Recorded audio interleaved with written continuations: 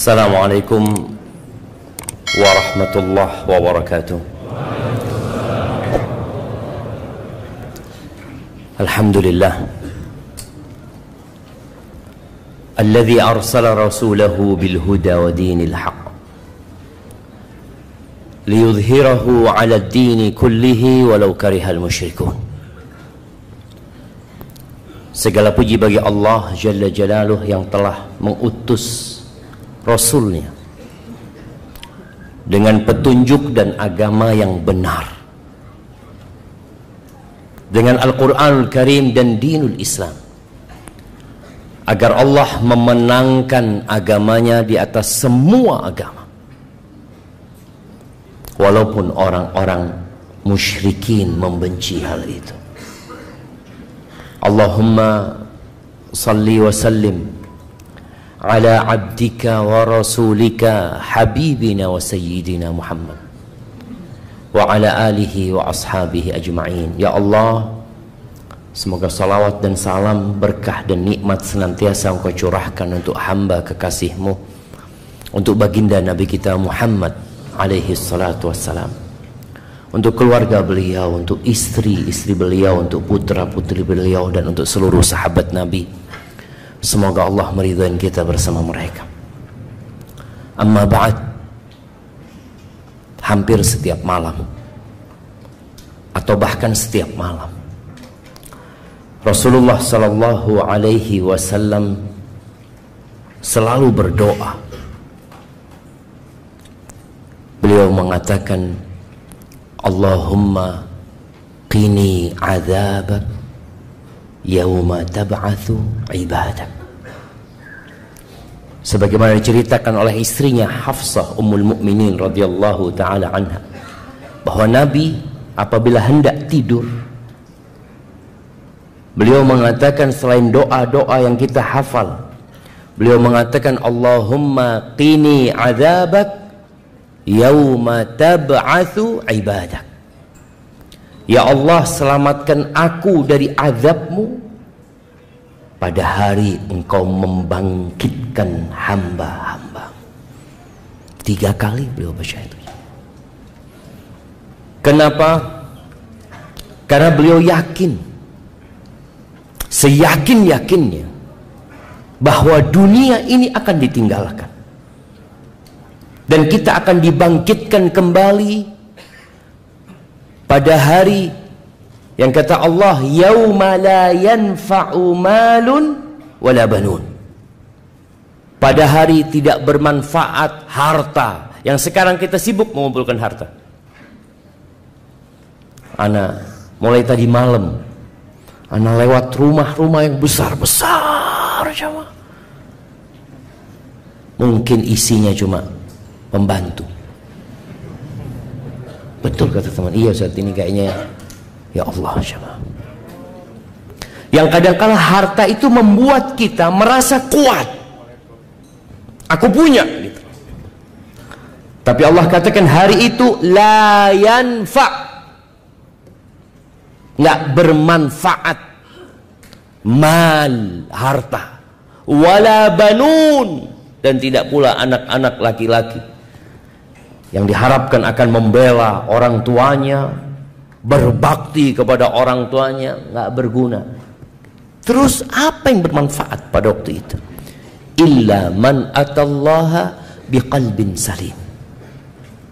Kecuali orang yang menghadap Allah membawa hati yang selamat. Maka semoga kita pulang dari majelis ini hati kita selamat, yang tentunya selamat dari riya, selamat dari kesyirikan, selamat dari iri dan dengki. Karena kalau di hati kita masih ada penyakit itu, bagaimana kita akan selamat? Selamat dari kesombongan. Innallaha la yanzuru ila suwarikum. Allah tidak melihat kepada rupa kalian. Rupa kita beda-beda, jemaah. Ada yang tampan. Kalau yang laki insya Allah semuanya tampan, ganteng semuanya. Tapi ada yang ganteng sekali, ada yang kurang ganteng, ada yang pernah ganteng. Tapi ingat, Allah nggak ngelihat kepada rupa. Maka jangan merasa baper ya ketika ngelihat anak kok hitam ya, anak punya suami putih. Allah nggak ngelihat. Itu sebuah bentuk keadilan Allah Azza wa Jalla. Karena kalau bicara wajah, kulit, orang nggak bisa milih jamaah. Emangnya orang tua ketika anaknya lahir warnanya hitam, masukin dulu, mungkin nanti keluarnya putih gitu. Nggak ada, bukan pilihan. Maka Allah nggak ngelihat kepada itu. Wala ila amwalikum, Allah juga nggak ngelihat kepada harta kalian. Kalau bicara harta, ya udah, rizki udah ditentuin. Fulan kaya, fulan miskin. Allah nggak ngelihat ke sana. Tapi kita, pandangan kita ke sana. Seorang ibu yang hendak mencari menantu, dia cari yang tampan. Kalau bisa yang datang bawa mobil yang tipis. Kalau bisa gitu kan.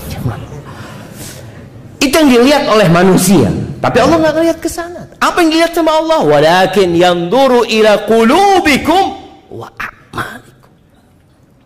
Yang dilihat sama Allah tuh hati kalian. Yang manusia nggak bisa ngelihat. Antum pikir semua yang duduk di sini semuanya ikhlas lillahi ta'ala? Nggak tahu kita. Yang di samping antum, dia datang ikhlas lillahi ta'ala untuk kajian, wallahu a'lam. Mungkin dia datang karena disuruh sama orang tuanya. Boleh jadi. Allah melihat kepada hati dan amal.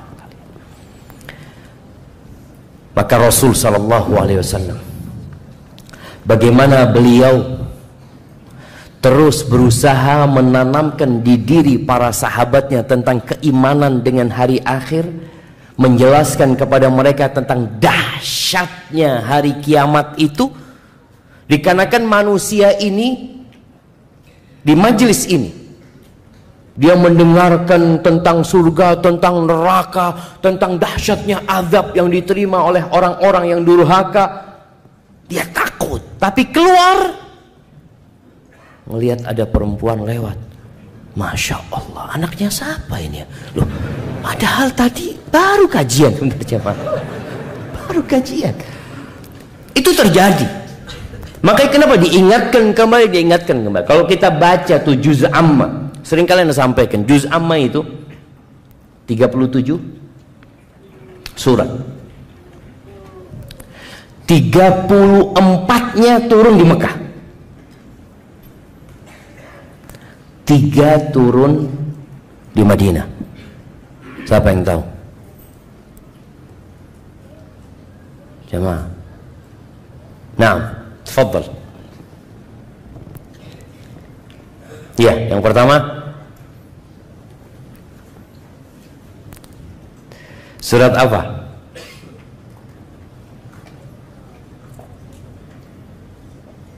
Nah, baik, ada yang di belakang. Tafadhal. Al-Bayyinah, Az-Zalzalah, An-Nasr. Masya Allah, barakallahu fikum. Kasihkan hadiah yang ke belakang sana, jemaah. Kirimkan ke belakang.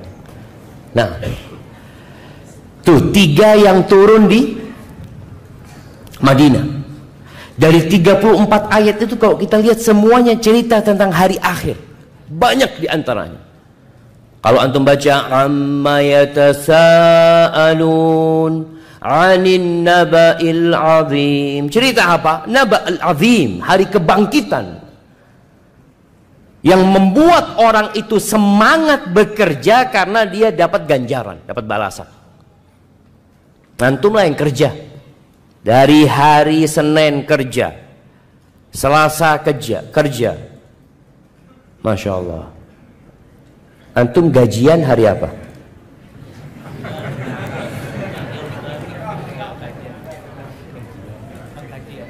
Gajian biasa tanggal 25. Antum tanggal 1 kerja. Kerja kan? 3 kerja, terus kerja. Kenapa? Karena yakin tanggal 25 gajian. Keyakinan dengan gaji inilah yang membuat orang itu semangat bekerja. Antum lihat orang-orang yang naik motor pagi, antum kenapa? Oh, kerja, dapat duit hari ini. Enggak usah, tanggal 25. Iya, dia tetap bekerja karena dia yakin akan mendapatkan balasan. Maka Allah ceritakan ada balasan itu. Dan setiap sholat kita mengatakan Maliki Yaumiddin, Malik Yaumuddin, Yaumul Hisab. Ad-din itu artinya pembalasan. Akan dibalas antum. Apa yang antum kerjakan? Antum duduk di sini nih, akan dapat. Fulan kajian di Masjid Ukhuwah, datangnya telat. Ditulis sama, datangnya telat, makanya berdiri dia. Insyaallah. Enggak. Tapi yang jelas semuanya dicatat. Artinya yang soft pertama dicatat soft pertama, yang soft kedua catat soft kedua. Tadi ketika panitia mengatakan tolong maju ke depan, ada enggak, anda enggak mau maju, anda mau selonjoran misalnya, itu ketahuan antum. Iya, sekarang antum enggak ketahuan, tapi nanti hari kiamat, oh ini fulan. Padahal ayatnya mengatakan wa idza qila lakum tafassahu fil majalis fafsahu. Kalau dikatakan kepada kalian luaskan biar temannya bisa masuk, kata Allah kalian luaskan, yafsahillahu lakum, Allah akan luaskan bagi kalian. Tapi sebagian kita nggak mau tadi. Anak enak banget telat-telat mau duduk, kata dia. Ingat, Allah ngelihat ke hati kalian. Yo jamaah yang bisa merapat dulu jamaah. Masya Allah, merapat dikit lain yang sebelah sini. Oh ada anaknya, fadhal. Yang bisa merapat 1 senti antum dapat 1 senti pahalanya. Hitungan hari kiamat itu pakai mili jemaah, pakai senti, pakai gram, bahkan miligram jemaah. Masya Allah. Nah, fadhal dipanggil jemaah. Kalau sudah ada tempat panggil saudaranya. Fadhal, ada tempat Muhammad. Tuh. Yang sebelah kanan antum masuk, ada tempat. Itu yang manggil ditulis nggak sama malaikat? Ditulis jamaah. Nggak ada yang nggak ditulis jamaah.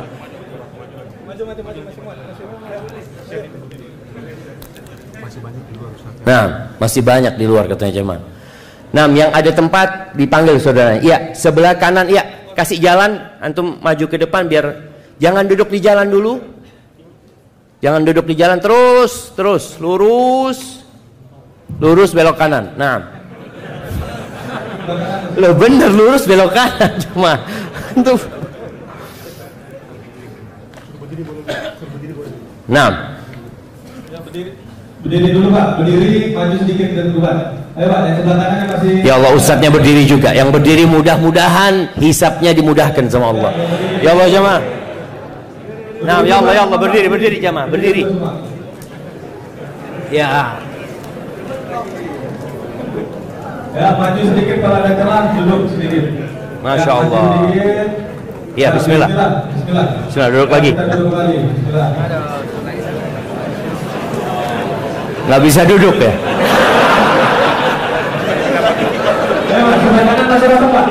Nanti insya Allah duduknya di surga yang luas jamaah. Nah, bismillah. Ya, masuk. Sebelah kanan masih kosong Pak. Itu kosong banget ya, pojok kanan masih kosong. Sebelah pojok kanan masih kosong. Ya, terus emak-emak juga. Ya, terus jangan duduk di jalan, terus sampai habis. Ya, masih banyak tempat kosong. Ya, terus ke kanan ya, jangan duduk di jalan. Ya, terus masih banyak tempat. Iya. Nah, terus jangan duduk di jalan dulu antum.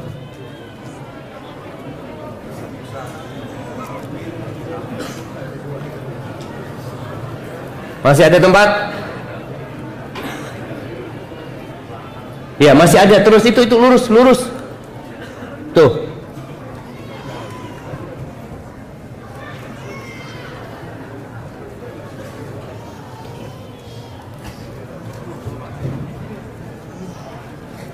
Nah, yang bersandar yang di atas 50 tahun jemaah. Iya, masa yang umur 30 udah bersandar baca doa bismikallahumma mutu ahya.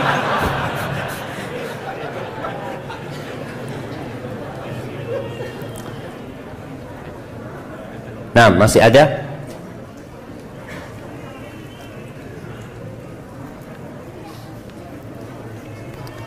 Baik, alhamdulillah. Udah duduk? Kalau udah duduk, tangannya taruh di punggung saudaranya. Iya, taruh jemaah, taruh di punggung saudaranya. Biar kita kajiannya lebih semangat. Soalnya Anda tahu ada yang sakit hati. Ada yang sakit hati. Antum taruh sakit hati nih, Allah Ustaz ini. Iya, bahwa ini kok nggak taruh di punggung saudaranya antum. Jadi yang datang terakhir ini mijit yang di depannya. Nah, alhamdulillah cukup udah jamaah. Allah jamaah, kita bisa ketawa-ketawa, seneng di sini. Mudah-mudahan nanti hari kiamat kita juga bisa ketawa jamaah. Jamaah rahimakumullah. Tiap sholat kita mengatakan Maliki Yaumiddin. Allah pemilik hari pembalasan. Hari ini kita melihat banyak orang-orang yang berkuasa. Kemarin Indonesia digemparkan dengan kisahnya Sambo. Iya. Oh, apanya Rambo itu ya? Kita lihat bagaimana seorang yang bertugas menegakkan hukum ternyata membuat permasalahan dalam hukum itu sendiri. Beberapa waktu yang lalu kita melihat ada hakim-hakim yang dipenjara, yang seharusnya mereka menegakkan hukum. Kita melihat juga ada sipir-sipir yang menjaga tahanan, akhirnya dia yang dijaga. Itu dunia. Ada banyak keadilan yang tidak ditegakkan. Ada banyak realita yang tidak ditampakkan. Ada banyak bukti-bukti yang sengaja dihilangkan. Ada banyak orang-orang yang dizalimin padahal dia tidak melakukan perbuatan itu, tapi dia harus berada di penjara menjadi korban. Tapi semuanya akan mendapatkan keadilan kelak pada hari kiamat. Ahibati fillah, Allah Azza wa Jalla berfirman di surat Al-Baqarah ayat 281. Allah mengatakan wattaqu yauman, takutlah kalian kepada suatu hari. Ada apa dengan hari itu? Turja'una fihi ilallah, kalian akan dikembalikan kepada Allah Azza wa Jalla. Bagaimana kita dikembalikan kepada pencipta langit dan bumi yang dia tahu dengan semua perbuatan kita, yang dia tahu dengan apa yang terbetik di hati kita. Bagaimana seorang ustadz, seorang yang alim, seorang penceramah, seorang imam, seorang yang hafal Al-Quranul Karim, ketika dia dikembalikan kepada Allah Azza wa Jalla, lalu Allah bertanya, apa yang kau lakukan dengan nikmat-nikmat yang aku berikan kepadamu? Apa kata ustadz ini? Ta'allamtu fika wa 'allamtun nas. Aku belajar, ngaji, mondok, kuliah untuk mendapatkan keridhaanmu ya Allah, dan aku mengajarkan ilmuku kepada manusia. Wa qara'tu fika al-Quran, dan aku membaca Al-Quran untuk mengharapkan keridhaanmu ya Allah. Lalu Allah mengatakan kadzabta, bohong. Bohong. Innama ta'allamta liyuqala alim wa qara'ta liyuqala qari. Engkau selama ini belajar hanya mencari gelar, sebutan orang yang alim, dai yang kondang, dan engkau membaca Al-Quran hanya untuk mendapatkan gelar Al-Qari, Al-Hafidh li kitabillah, dan engkau sudah dapatkan itu. Akhirnya dia dilemparkan ke neraka. Maka Allah katakan wattaqu yauman turja'una fihi Allah, dikembalikan ke Allah. Lalu kata Allah, "Tsumma tuwaffa kullu nafsin ma kasabat. Kemudian setiap jiwa akan dikasih balasan dengan apa yang dia kerjakan. Ingat, dengan apa yang dia kerjakan. Ada satu poin penting buat kita bersama ya, dengan kejadian Sambo. Kalau antum disuruh sama atasan berbuat kemaksiatan, antum taat?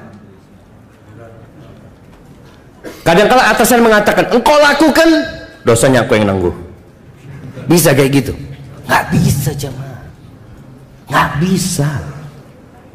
Semua akan mendapatkan balasan atas apa yang dia kerjakan. Engkau yang melakukan, engkau yang tanggung jawab. Orang-orang kafir mengatakan kepada anak buah mereka, udah kalian lakukan dosa itu, wal nahmil khatayakum, kami yang ngangkut dosa kalian, kami yang nanggung. Jangan percaya. Maka dalam agama kita, dalam syariat kita, la ta'ata li makhluqin fi ma'siyatil khaliq. Nggak boleh taat kepada makhluk kalau urusannya berbuat maksiat kepada Allah Azza wa Jalla. Nggak boleh. Loh, ana kau nggak bunuh, ana dibunuh. Nggak apa-apa, engkau yang mati. Tapi kadang-kala seorang hamba takut, dia berharap dunia. Allah mengatakan, "Tsumma tuwaffa kullu nafsin ma kasabat wa hum la yudlamun." Dan mereka tidak akan dizalimin sedikit pun, nggak ada yang dirugikan. Seorang sahabat Nabi, Sa'ad bin Abi Waqqas radhiyallahu taala anhu, ketika perang Uhud, dia berdoa dengan sahabat yang bernama Abdullah bin Jahash. Abdullah bin Jahash ini iparnya Rasul SAW. Nabi menikah dengan Zainab bintu Jahash. Ketika perang Uhud, Abdullah ngajak Sa'ad, yuk kita doa. Ayo. Ada yang mereka cari tempat di Uhud sana, lalu mereka berdoa. Apa kata Sa'ad? Sa'ad yang pertama berdoa, Allahumma. Kemudian dia berhasil membunuhku. Thumma qatala. Kemudian dia memotong hidungku dan telingaku. Lalu ketika engkau bangkitkan aku pada hari kiamat, engkau bertanya kepada aku, ya Allah, fima judia anfuka wa udhunuk. Kenapa hidungmu kok nggak ada? Karena orang bakal dibangkitkan pada hari kiamat, yang mati syahid dengan darahnya, dia dikuburkan tidak dimandikan. Maka ditanya, kenapa hidungmu dan telingamu nggak ada? Kata dia, aku mengatakan fika wa fi rasulik. Aku berjuang untukmu ya Allah dan untuk membela Rasulmu. Lalu engkau mengatakan sodakta, benar. Amin.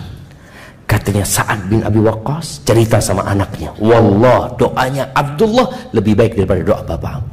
Selesai perang Uhud, aku melihat hidung dan telinganya itu dijadikan kalung-kalung, digantung-gantung. Ahibati fillah, kita harus yakin bahwa kita akan dikembalikan kepada Allah, dan ingat, Allah melihat kepada hati dan amalan kita. Hati berkaitan dengan ikhlas, amalan berkaitan sesuai nggak dengan sunnah Nabi SAW. Karena terkadang orang yang udah ngaji, yang udah hijrah, masya Allah amalannya banyak, tapi lihat hati, apakah dia melakukan itu lillahi ta'ala atau tidak. Di surat Al-Hajj ayat 1 dan 2, Allah Azza wa Jalla mengatakan, ya ayyuhan nas, wahai umat manusia, ittaqu rabbakum, bertakwalah kalian kepada Tuhan kalian, takutlah kepada Tuhan kalian. Kita ini kadang-kadang lebih takut kepada manusia daripada kepada Allah Azza wa Jalla. Kita lebih takut sama polisi daripada sama Allah Azza wa Jalla. Kita kadang-kadang lebih takut dengan CCTV daripada sama Allah Azza wa Jalla. Kita lebih takut sama kawan kita daripada sama Allah Azza wa Jalla. Betapa seringnya kita ketika sendirian berbuat dosa, tapi ketika ada kawan, berhenti kita berbuat dosa. Berhenti. Kenapa engkau berhenti berbuat dosa? Kenapa nggak dilanjutkan? Ketika hanya Allah yang mengawasimu, engkau santai. Tapi ketika manusia yang mengawasimu, engkau jadi khawatir sama dia. Yang ditakutkan kita hanya baik di depan orang, tapi tatkala kita sendirian ternyata kita na'udzubillah min dzalik. Kata Allah, ya ayyuhan nas, ittaqu rabbakum. Inna zalzalatas sa'ati syai'un 'azim. Sesungguhnya getar getaran kiamat nanti jemaah. Goncangan kiamat itu sesuatu yang sangat dahsyat. Kalau terjadi gempa 5 menit, ada yang di masjid? Ada yang di masjid jemaah? Jangan 5 menit, 1 menit bubar sudah jemaah. Bagaimana dengan kiamat ketika gunung-gunung semua dicabutin sama Allah Azza wa Jalla? Bintang-bintang berjatuhan, bertabrakan dengan bumi. Bagaimana goncangan yang dihasilkan pada waktu itu? Allah mengatakan inna zalzalatas sa'ati syai'un 'azim. Yauma tarawunaha tadhhalu kullu murdi'atin amma arda'at. Pada hari kalian melihatnya, orang yang menyusui itu bayi yang dia susui akan dia tinggal. Dia akan berpikir nafsi. Wa tada'u kullu dhati hamlin hamlaha. Setiap orang yang hamil akan menggugurkan bayi yang ada di perutnya. Wa taranna sukara. Dan pada hari itu engkau akan melihat orang seperti orang mabuk. Bingung semuanya. Wa ma hum bisukara. Mereka enggak sedang mabuk sebenarnya. Walakin azaballahi syadid. Tapi azab Allah itu dahsyat sekali. Kalau bicara azab Allah Subhanahu wa taala, Allah ceritakan di surat Abasa ayat 33 sampai 37. Fa idza ja'atis sakhah. Ketika datang tuh kiamat, apa yang akan terjadi? Yauma yafirrul mar'u min akhi. Orang lari dari saudaranya. Nggak mikirin saudaranya. Bahkan dia khawatir saudaranya menuntut dia. Dia tinggal saudaranya. Wa ummihi wa abi. Dia lari dari ibunda dan bapaknya. Boleh jadi dia lari karena takut dituntut sama ibunya. Takut dituntut sama bapaknya. Atau dia takut dengan kondisi hari itu. Bapak ibunya dia tinggal. Dia memikirkan siapa? Diri sendiri. Maka orang tua, engkau pikirkan dirimu. Jangan sibuk memikirkan anak, lupa memikirkan diri sendiri. Berapa banyak orang tua yang bekerja, dia bawa yang haram demi anak-anaknya. Dia lupa dengan dirinya. Anak-anak mau sekolah, anak-anak mau ini, akhirnya dia mencuri, dia korupsi ini dan itu. Nanti anakmu gak akan mikirkan engkau. Yang engkau selama hidup berjuang untuk mereka, pada hari kiamat Allah sebutkan dia kabur dari dirimu, meninggalkan orang tua. Ada anak yang orang tuanya masih hidup, udah gak peduli sama orang tua. Sebagian kita masih mudik setahun sekali, padahal dia mampu untuk lebih dari itu. Bagaimana dengan hari kiamat? Ma'assalamah Bapak. Dia akan lari sekuat-kuatnya. Namanya al-firar. Itu jemaah, lari ini, lari yang nggak noleh ke belakang. Jadi lari udah nggak noleh ke belakang lagi dia. Benar-benar tidak peduli.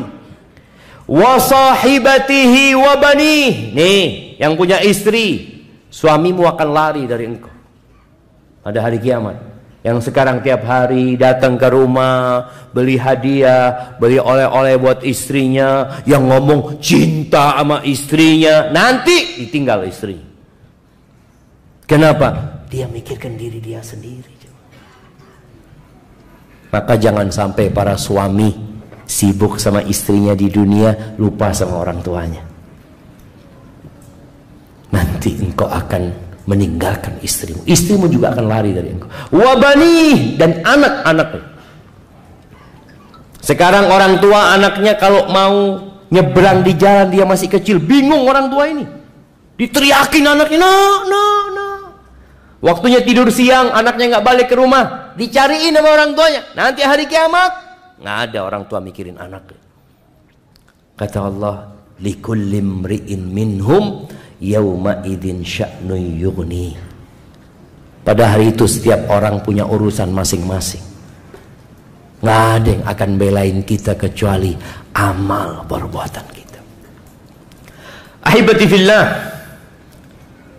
Di surat Al-Anbiya ayat 47 Allah menjelaskan bahwa nanti akan ada penimbangan.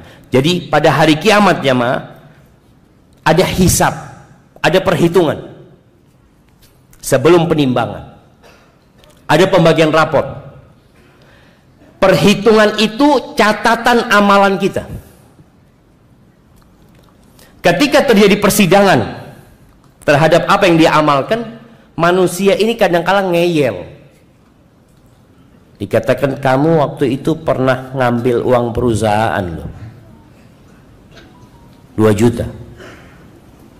Kamu ngambil 10.000. Masa 10.000 dihitung, Ustaz? Dihitung. Maka perhitungan hari kiamat itu apa kata Allah? Faman ya'mal mithqala dzarrah. Mithqala dzarrah. Dzarrah itu ada yang pernah ngitung dzarrah jemaah? Siapa yang punya toko emas? Yang punya toko emas? Nggak ada. Kenapa anda tanya? Kan ada timbangan yang sangat sensitif sekali ya. Dzarrah itu semut, semut kecil. Ada semut yang kadang-kadang kalau lewat nggak kelihatan. Coba antum ambil, antum timbang. Mungkin ada 10 semut lewat di sana, timbangan itu nggak bergerak. Tapi hari kiamat itu dihitung. Bicara 500 perak, mungkin 100 rupiah, yang di bawah itu akan dihitung. Ibadah akan dihitung. Makanya tadi ana sampaikan, yang bergerak 5 cm nanti akan ditimbang, akan ditulis fulan pada waktu kajian di ukhuwah dia gerak 5 cm, tapi nggak ikhlas. Itu siapa yang tahu nggak ikhlas? Allah Azza wa Jalla. Kalau hitungannya ditulis antum 5 cm bergerak. Nanti setelah ditulis semua ditimbang supaya kelihatan bobotnya. Karena boleh jadi kita sholat sama-sama terawih, sholat terawih ini 23 rakaat, ini 11 rakaat. Kalau bicara jumlah lebih banyak mana? 23, ya ditulis 23. Tapi nanti kan ditimbang. Apakah yang 23 selalu lebih baik daripada yang 11? Belum tentu. Boleh jadi yang 11 ini lebih ringan karena lebih cepat lagi dia daripada yang 23. Iya boleh jadi, nggak tahu. Pokoknya semua akan ditimbang jamaah. Supaya kita tahu ketika kita berbuat kebaikan yang mungkin kita anggap remeh, antum akan dapatkan. Kalau itu baik akan dapat balasan kebaikan, kalau buruk antum akan dapat balasan keburukan. Makanya Allah mengatakan di surat Al-Anbiya 47 ini, wa nada'ul mawazinal qista liyaumil qiyamah. Kami akan letakkan timbangan-timbangan keadilan pada hari kiamat. Fala tuzlamu nafsun syai'an. Maka jangan ada yang berpikir akan dizalimin. Satu pun nggak ada yang dizalimin. Wa in kana mithqala habbatin min khardalin ataina biha wa kafa bina hasibin. Walaupun amalan dia itu khardal, mithqala habbatin min khardal. Khardal ini bijinya sawi. Entah kalau lihat bijinya sawi itu, coba ditimbang. Jadi diletakkan mungkin 5 itu nggak kelihatan jemaah, ringan sekali, tapi Allah akan datangkan dan cukup kami sebagai penghisap yang adil, nggak ada yang ketinggalan. Kemudian ketika bicara tadi manusia yang ngeyel, nggak percaya, dibutuhkan saksi. Bagaimana kalau saksinya sudah dibunuh, mati? Pada hari itu semua dihidupkan kembali. Bumi akan menjadi saksi. Kata Allah, yauma idzin di surat Az-Zalzalah, tuhadditsu akhbaraha. Bumi akan cerita, antum pernah datang ke tempat ini, antum pernah sholat di tempat ini, antum pernah bermaksiat di pohon itu. Bumi jadi saksi. Pintu masjid jadi saksi. Semuanya menjadi saksi. Ketika orang ini ana nggak mau saksi-saksi dari luar ana, boleh jadi mereka mungkin berdosa. Malaikat jadi saksi, nggak terima ana kesaksian malaikat. Terus ana mau kesaksian minni, dari aku. Bayangkan ngeyelnya manusia. Oke kata Allah. Dibungkam mulutnya, kulitnya berbicara, jemaah. Supaya kita sadar, jemaah. Kakinya berbicara, mengatakan pahanya berbicara, semuanya berbicara. Kalau kesaksian kebaikan, orang ini nggak akan ngeyel, tapi dia tahu dia punya dosa banyak. Akhirnya dia berusaha bagaimana menyelamatkan dirinya, tapi ketika semua bersaksi atas dirinya, kemudian dibiarkan dia berbicara, dibuka lagi mulutnya. Dia berkata kepada tubuhnya, an kuntunna kuntu unatir. Aku ini tadi bohong dalam rangka belain kalian loh, supaya kalian nggak disiksa. Kata dia, kenapa kalian kok nyampaikan kepada Allah? Apa kata kulit itu? Antaqanallahu alladzi antaqa kulla syai. Yang ngajak bicara kami itu Allah. Yang Allah itu membuat segala sesuatu bisa berbicara. Pencatatan amal itu ada 3. Ada berkaitan dengan dosa ya, amal buruk maksudnya. Nabi mengatakan diwanul madzalim itu ada 3. Yang pertama, yang Allah tidak akan ampuni. Apa? Kesyirikan. Itu sudah nggak ada ampunan. Yang kedua, yang Allah tidak akan tinggalkan. Apa? Berbuat dosa sama orang.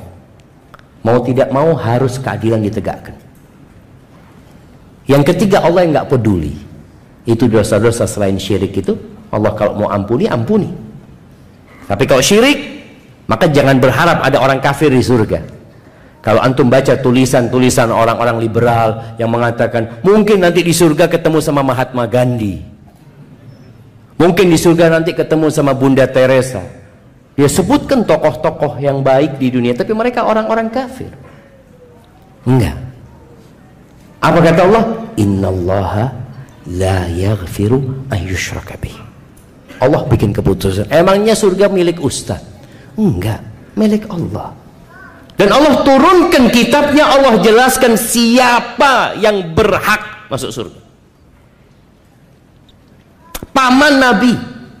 Kalau ada orang kafir bisa masuk surga, paman Nabi pantas masuk surga. Bukankah dia yang belain Nabi SAW? Bukan dia yang berjuang agar Nabi bisa menyampaikan agama Allah ini? Tapi dia nggak bisa. Nabi berusaha memberikan syafaat kepada pamannya dan diberikan, tapi nggak bisa mengeluarkan dari neraka. Yang ada diringankan, tapi nggak bisa keluar dari api neraka. Dan itu yang terjadi dengan paman Nabi. Jadi kalau bicara tadi ada 3 dosa. Dosa yang Allah tidak akan ampuni yaitu kesyirikan. Dosa yang Allah tidak akan tinggalkan yaitu dosa kepada manusia. Itu akan Allah tegakkan keadilan buatnya. Yang ketiga ada dosa yang Allah nggak peduli. Artinya Allah akan ampuni dosa tersebut. Maka ahibati fillah, orang-orang nanti akan kaget pada hari kiamat. Kita pun akan kaget.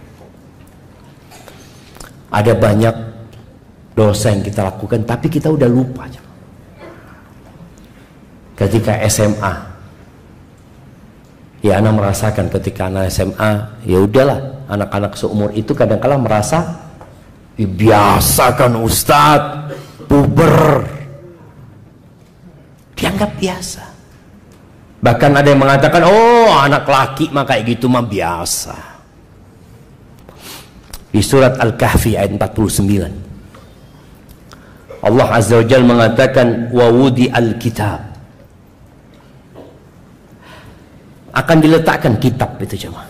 Rapot itu akan diletakkan dan dibagikan kepada orang-orang. Fataral mujrimina musyfiqina mimma fi. Para pelaku dosa takut jamaah. Benar-benar ketika melihat catatan mereka, mereka khawatir sekali. Apa kata mereka? Wa yaquluna ya wailatana ma li hadzal kitab la yughadiru saghiratan wala kabiratan illa ahsaha. Apa kitab ini? Rapot apa ini, kata dia? Tidak ada satupun perbuatan yang kecil dan yang besar kecuali tercatat di sana. wa wajadu ma 'amilu hadira wa la yadhlimu rabbuka ahada. Dan mereka mendapatkan apa yang mereka amalkan hadir. Inilah yang kau kerjakan. Entah seperti apa kitab itu jemaah. Apakah seperti rekaman CCTV yang engkau akan melihat, ya Allah ini amalanku semuanya, dan ditampakkan jemaah. Ketika nggak ada orang yang melihat, ada malaikat kiraman katibin ya'lamuna ma taf'alun. Ada malaikat-malaikat yang mulia yang kerjanya menulis, terus ditulis, dan mereka tahu dengan apa yang kalian kerjakan. Makanya Umar bin Khattab radhiyallahu taala anhu, beliau pernah mengatakan, hasibu anfusakum qabla an tuhasabu. Hisablah diri kalian sebelum kalian dihisab. Kita tuh kalau ngitung, kenapa orang itu setiap akhir tahun biasanya ada tutup gudang, apa usahanya, dia hitung semua. Karena dia dengan itu, oh kita keuntungan sekian, kerugian sekian, utang sekian. Jadi dia jadi tahu. Kalau dia nggak pernah ngitung, tahu-tahu bangkrut dia punya perusahaan. Sebelum kita bangkrut, ya kita hitung dulu. Wazinu anfusakum qabla tuzanu. Kalian hisab jumlahnya, kemudian kalian timbang bobotnya, kata Umar. Ya kita perlu timbang. Umpamanya kalau bicara hariannya, sebelum tidur antum sudah mulai tadi, anak nggak sholat duha tadi ya, baca Quran juga enggak tadi, yang ada main game, nonton. Antum lihat kan, anak tadi ngobrol 2 jam wala baca la ilaha illallah. Antum itu, sehingga ya Allah, sebelum tidur antum manfaatkan untuk beristighfar, mohon ampun sama Allah, sehingga besok antum bisa lebih baik. Apa yang antum tinggalkan hari ini, besok kalau bisa enggak, anak tadi enggak sholat qobliyah zuhur, ba'diyah maghrib juga enggak, ba'diyah isya enggak, ya Allah anak gantikan sholat malam mah. Itu akan terjadi, antum semangat. Tapi kalau antum tidak pernah menghisap diri antum pada hari kiamat itu tadi, ngelihat, na'udzubillah, yakin masuk neraka akhirnya orang itu. Ketika dia melihat catatannya, makanya Umar nyuruh kita untuk menghisap diri kita, menimbang amalan kita. Lalu Umar mengatakan, watazayyanu liyaumil ardil akbar, dan kalian berhiaslah untuk pameran terbesar nantinya. Hari ini ada Halal Expo. Hari ini kita ngelihat ada pameran mobil, kita ngelihat ada pameran ini banyak. Dan orang kalau di pameran itu ingin menampakkan semuanya yang indah-indah. Dia setannya yang bagus, ini itu macam-macam. Nanti yang dipamerkan kita coba, kita akan dibangkitkan dalam kondisi telanjang. Bagaimana orang itu, ini loh fulan, anak kira orang baik fulan ini, ternyata pura-pura baik. Maka berhiaslah pada hari itu. Jangan sampai anak antum tahu bapaknya, ya Allah bapak anak ternyata kayak gini ya, na'udzubillah. Anak akan melihat, orang tua akan melihat antum yang dianggapnya anak soleh, anak baik. Pada hari itu satu kampung, jangan satu kampung, semuanya akan tahu antum. Makanya kita disuruh berhias. Jadi bagaimana ketika nanti kita ditampilkan di sidang, oh ternyata fulan memang orang baik. Lalu Allah berfirman di surat Al-Haqqah ya, ayat 18 sampai ayat 32, tentang salah satu gambaran yang terjadi pada padang mahsyar itu nantinya. Allah mengatakan, yauma idzin tu'radun la takhfa minkum khafiyah. Pada hari itu semua akan ditampakkan, dipamerkan, tidak ada satupun yang tersembunyi. Orang memandang pakai kacamata hitam. Orang pakai kacamata hitam itu kan kalau mandang kiri kanan nggak ada yang tahu kan jemaah. Dia matanya ke depan, padahal dia lagi ngelirik ke kanan. Allah tahu, ya'lamu kha'inatal a'yun wa ma tukhfis sudur. Yang mata-mata yang berkhianat Allah tahu, yang disembunyikan di hati Allah tahu.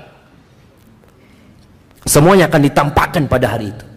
Makanya jangan suka ngomongin orang. Jangan suka bongkar aibnya saudaranya. Nanti hari kiamat dibongkar aib antum di depan semua manusia. Di hari kiamat ada sidang tertutup, ada sidang terbuka. Iya. Kalau antum ingin sidang tertutup, kata Nabi SAW, man satara musliman satarahullah. Barang siapa yang menutupin aib saudaranya, Allah akan menutupi aib dia. Ditutupin antum. Kalau antum ingin sidang tertutup, perbanyak amal soleh yang tersembunyi. Jangan ria, jangan sum'ah. Yang ria nanti Allah akan pamerkan juga. Nih fulan yang bangun masjid banyak, tapi ria. Orang-orang tahu semua. Padahal ketika di dunia, jazakallah khair, barakallahu fiik, antum orang baik. Tapi karena niatnya dia nggak benar, nanti di hari kiamat Allah tunjukkan. Nih fulan yang ria. Maka berusaha kita untuk memperbanyak amal yang tersembunyi dan tutupi aib saudara kita. Dan kita kok berbuat dosa jangan terang-terangan, dan segera kita bertobat kepada Allah Azza wa Jalla. Lalu kata Allah Azza wa Jalla, fa amma man utiya kitabahu biyaminihi. Adapun orang yang dibagikan rapotnya dengan tangan kanannya atau dari arah kanannya. Jadi nanti akan disebarkan itu kitab, berterbangan itu jamaah, rapot itu. Semua orang ingin dapat dengan tangan kanannya. Dia nggak ingin dapat dengan tangan kirinya, wala di sebelah kirinya, tapi semua sesuai dengan amalan. Adapun orang yang mendapatkan kitab dari arah kanannya, fayaqul, apa yang akan dia katakan? Fayaqulu ha'umuqra'u kitabiyah. Dia mengatakan, baca kitabku ini, baca rapotku ini. Seperti anak ketika lulus, dia telepon orang tuanya, dia sampaikan ke kawan-kawannya, dia bikin status dia lulus, dia benar-benar gembira. Dan pada hari itu kegembiraan yang sebenarnya, dia akan laporkan, ha'umuqra'u kitab, baca kitabku ini, baca nih. Inni dhanantu anni mulaqin hisabiyah. Sesungguhnya aku yakin akan dihisab, yakin. Jadi memang keyakinan inilah yang membuat kita terus beramal jamaah. Kita dengar azan ke masjid, selesai sholat kita berzikir, sujud kita berdoa. Kenapa? Karena yakin. Ketika keyakinan itu melemah, maka ibadah kita akan berkurang. Dia mengatakan, inni dhanantu anni mulaqin hisabiyah fahuwa fi 'ishatin radiyah fi jannatin 'aliyah qutufuha daniyah. Maka orang yang seperti ini akan berada dalam kehidupan yang diridhain, yang menyenangkan dia, yang memuaskan dia. Di dunia kita nggak pernah puas ya mah. Antum punya motor harga 20 juta, kepingin yang 30 juta. Punya 30 juta, kepingin yang 50 juta. Terus keinginan itu antum nggak ridho dengan kondisi yang ada, kepingin lebih baik. Tapi nanti di surga, fahuwa fi 'ishatir radiyah fi jannatin 'aliyah, di surga yang tinggi ya mah. Pohon-pohonnya tinggi, tapi qutufuha daniyah. Ya Allah, kalau bicara surga jemaah, untuk metik itu datang itu jemaah. Kita baru punya keinginan, sampai diceritakan bagaimana orang-orang di surga itu melihat ada burung yang terbang. Ya Allah, kepingin ya burung bakar ini, zen. Sudah jatuh burung bakar itu jemaah, terbakar sudah, panggang semuanya, tinggal menikmatin. Kepingin buah apa? Di dunia kita melihat ada wisata-wisata petik buah. Di surga buahnya itu nggak disediakan di piring ya, memang di pohon-pohon. Karena beda antum makan di piring sama metik sendiri, beda. Maka Allah katakan qutufuha daniyah, memetiknya itu dekat. Allahu Akbar. Allahumma inna nas'alukal jannah wa na'udzubika minan nar. Terus apa kata Allah? Kulu washrabu hani'an bima aslaftum fil ayyamil khaliyah. Silahkan kalian makan, kalian minum tanpa takut penyakit, nikmatin semuanya. Sekarang orang kaya raya, Allahu Akbar, bisa menikmatin semua makanan. Orang kaya raya itu bisa duduk di restoran Padang, nurunkan semuanya ke sini. Dia liatin dong, Masya Allah. Antum makan mana? Telur aja, bismillah. Takut aja, takut ya. Tapi nanti di surga antum mau makan apa? Di surga nggak ada toilet, nggak ada toilet. Antum kalau sekarang masuk restoran, selalu restoran harus ada toilet. Surga nggak ada toilet. Terus yang ada antum makan terus, makan lagi. Nggak ada cerita, aduh afwan sudah kekenyangan, nggak ada. Antum makannya menikmatin terus. Nggak ada ceritanya bosen. Ketika dikasih anggur, aduh ini yang kemarin ini. Nggak ada. Di surga itu terus berubah dan lebih enak lagi, lebih enak lagi, lebih enak lagi. Maka dikatakan kulu washrabu hanian, atas dasar apa yang kalian kerjakan di hari-hari yang dulu. Jadi pada hari kiamat nanti itu semuanya sesuai dengan amalan. Di dunia tidak. Makanya kadang-kala teman-teman ini pulang tahu-tahu sandalnya hilang. Sesuai amalan jemaah. Tergantung amalannya. Enggak jemaah. Di dunia ini bukan tergantung amalan. Makanya kadang-kala kita ngeliat ada orang soleh, Masya Allah. Di soft pertama dia nggak pernah telat, tapi miskin dia. Dan kita ngeliat ada orang yang nggak pernah ke masjid, wala sekali ke masjid. Jumatan juga enggak, tapi rezekinya berlimpah ruah. Di sini bukan tergantung amalan, tapi tergantung ujian yang Allah berikan kepada setiap orang. Tapi di sana biqadri amali, semua sesuai dengan amalan. Masuk surga dengan rahmat Allah, tapi amalan itu sebagai sebab yang dengannya Allah memberikan rahmat kepada umat manusia. Maka kalau kita merasa di dunia nggak bisa makan enak-enak, ya sudah bismillah, mudah-mudahan anak makan enak nanti surga Allah Azza wa Jalla. Nggak ada kolesterol surga, nggak ada asam urat, nggak ada gula darah, nggak ada laboratorium di sana sama, wala ada apotik, wala ada rumah sakit, wala ada apa, nggak ada. Supaya kita tahu benar-benar kenikmatan yang tak terhingga, yang nggak bisa dibayangin. Di mana orang makan begitu banyaknya, tapi nggak ada toilet di sana. Nggak ada. Subhanallah. Tapi nggak semua orang dapat dengan kitabnya, dapat kitabnya dari kanannya. Ada yang dapat dari arah kirinya. Apa kata Allah Azza wa Jalla? Wa amma man utiya kitabahu bishimalihi. Adapun yang mendapatkan kitabnya, rapotnya dengan tangan kirinya, dari arah kirinya, dari balik punggungnya, fayaqulu ya laitani lam uta kitabiyah wa lam adri ma hisabiyah. Maka orang yang akan mengatakan, aduhai kiranya aku nggak dikasih kitab ini, dan aku juga nggak tahu dengan isinya, karena dia udah tahu isinya apa. Lalu dia mengatakan, ya laitaha kanatil qadiyah, aduhai kiranya kematian itu menyelesaikan segala-galanya. Wallahi jamaah, kalau orang mati itu kemudian nggak ada hari kebangkitan, nggak ada hari pembalasan, ya orang kalau punya masalah paling enak apa? Bunuh diri. Anasan bunuh diri. Punya utang berapa antum? 2M Ustaz. Manalah anak loncat dari mana aja. Jadi selesai pikirnya dia. Orang yang punya penyakit parah, daripada dia tersiksa, ahsan bunuh diri. Orang yang mau ditangkap sama polisi, antum lihat ada kejadian, ada banyak kejadian yang kita harus belajar. Jangan sampai antum ditipu sama setan. Ingat, ada kejadian seorang TNI yang hendak membunuh istrinya. Iya, dia berusaha untuk bunuh istrinya karena dia mau kawin lagi. Betul gitu jemaah. Antum jangan sampai berpikiran seperti itu jemaah. Ya, ana Ustaz mau kawin lagi tapi nunggu mati istri ana Ustaz. Tapi kalau nggak mati dia Ustaz ya. Astagfirullahaladzim. Jangan. Ini orang ini berusaha untuk membunuh istrinya karena dia mau nikah sama pacarnya. Dia kirim orang untuk membunuh, subhanallah, istrinya nggak mati.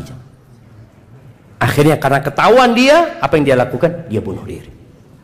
Dapat apa dia? Bayangkan bagaimana setan membisikkan orang ini kepada orang ini. Berbuat ini, berbuat ini, berbuat ini. Akhirnya dia melakukan dosa yang diancam berada di neraka. Bunuh diri. Jangan berpikir dengan bunuh diri selesai urusannya, ditungguin antum sama malaikat mungkar nakir di sana. Ketika kau di dunia, antum masih bisa bertobat, masih bisa minta ampun sama Allah. Oke, sudah di penjara, malu, nggak apa-apa.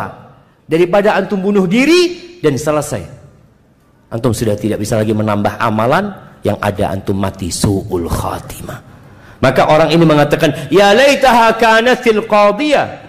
Aduhai kiranya kematian itu memutuskan, udah selesai, sudah nggak ada apa-apa lagi. Lalu dia mengatakan, ma aghna anni maliyah, hartaku nggak berguna buat aku. Wallah nggak berguna jemaah.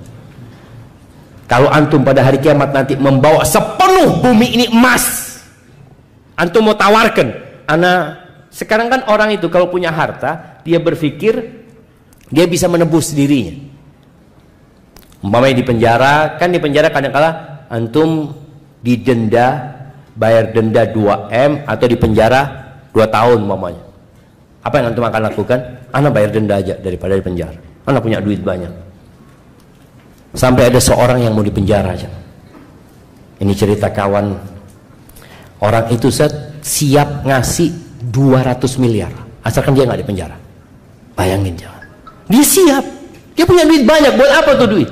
Kalau akhirnya dia harus di penjara, nanti dia di hari akhir dia mengatakan ma'aghna anni mal, nggak ada gunanya harta, nggak ada gunanya, sama sekali nggak ada gunanya. Halaka anni sultaniya, kekuasaanku, karena dia berkuasa, mungkin dulu dia presiden, raja, gubernur, apapun jabatan dia, sama sekali nggak berguna buat antum. Antum datang, kita semua datang telanjang, wala sandal kita pakai, wala baju kita pakai, telanjang jemaah, nggak bawa apa-apa kecuali apa yang dia lakukan. Masya Allah, di padang mahsyar nanti ada orang lagi jalan ini, ditemuin sama satu orang, kelihatan pucat orang ini. Ditanya, engkau siapa? Kata dia. Masa engkau lupa sama aku? Kata dia. Engkau siapa? Kata dia. Aku Quran yang biasa engkau baca. Itu ada syafaat-syafaat nanti jamaah. Maka semua pada hari kiamat tergantung amalannya.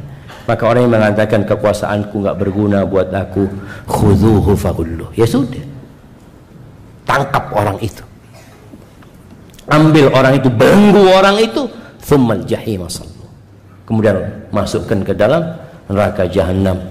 Tsumma fi silsilatin dzar'uha sab'una dzira'an fasluku, ikat dia dengan rantai yang panjangnya 70 hasta. Sudah dia siksa dia gara-gara dia ya nggak beriman dengan Allah Azza wa Jalla, melakukan banyak dosa ketika hidup di dunia. Ahibati fillah, terakhir nih sebelum kita masuk ke sesi tanya jawab, supaya kita dapat gambaran yang jelas ya tentang kenikmatan yang ada di sana dan tentang azab yang ada di sana. Kelak pada hari kiamat, kata Nabi SAW, sebagaimana Anas bin Malik meriwayatkan hadis ini ya, yu'ta bi an'ami ahli dunya min ahli nar yaumul qiyamah.